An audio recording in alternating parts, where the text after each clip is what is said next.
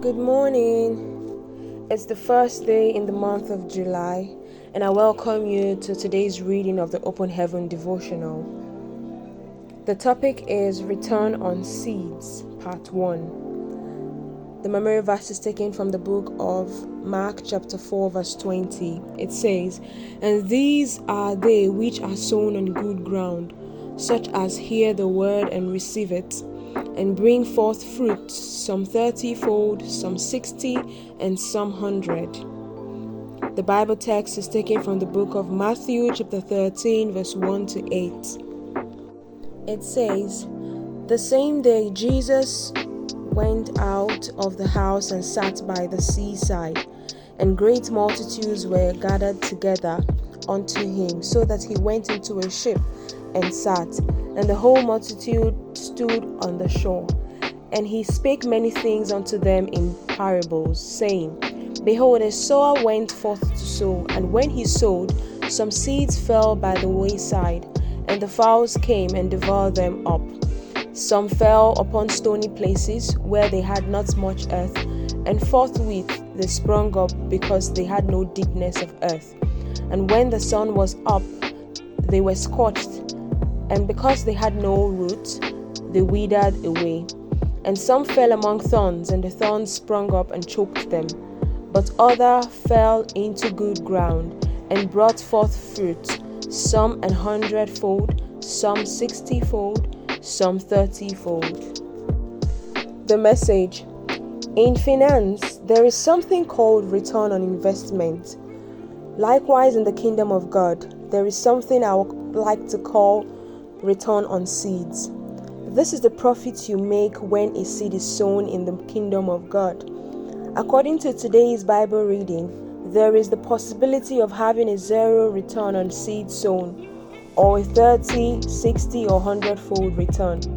Also, as you will learn later in this series, there is the possibility of having an unlimited return on your seeds. Two things determine your return on seeds. The first is what is left with you after sowing. In other words, how sacrificial is your seed? The second is the soil on which you sowed. Today, I will focus on the kind of soil that brings 0 return on seeds.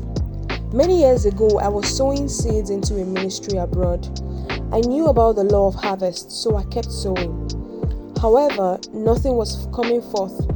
I became worried, and so I started to ask God what was happening. Then I had a dream. In the dream, I was standing on a farmland with heaps that showed that things had been sown on that land. I lifted one of the heaps, and underneath it was solid concrete. This meant that nothing could grow on that land. When I woke up, I knew the meaning of the dream. The ministry I had been sowing into was as good as concrete ground. No seed will yield returns when sowed there. If you sow a seed in a place that God does not approve of, your seed will yield no return. God cares about the poor. Therefore, when you sow into their lives, Psalm chapter 41 verse 1 says that He will deliver you in the day of trouble. God cares about His prophets and ministers. So when you sow into their lives, you will get a reward. God cares about His church. So when you sow into a ministry, you will be rewarded, according to Malachi chapter 3 verse 10 to 12. If the place you sow into only looks like a ministry from the outside, but is devoid of God's presence, then your seeds will yield 0 returns. You can decide to give anybody money if you wish, but if it is a seed, ensure that you are sowing in a place or a person that God is interested in.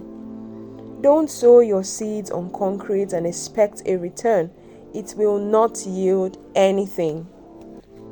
The key point says, be sure of the soil before you sow your seeds in it. Be sure of the soil before you sow your seeds in it. The Open Heaven devotional is written by our Father in the Lord, Pst E.A Adeboye.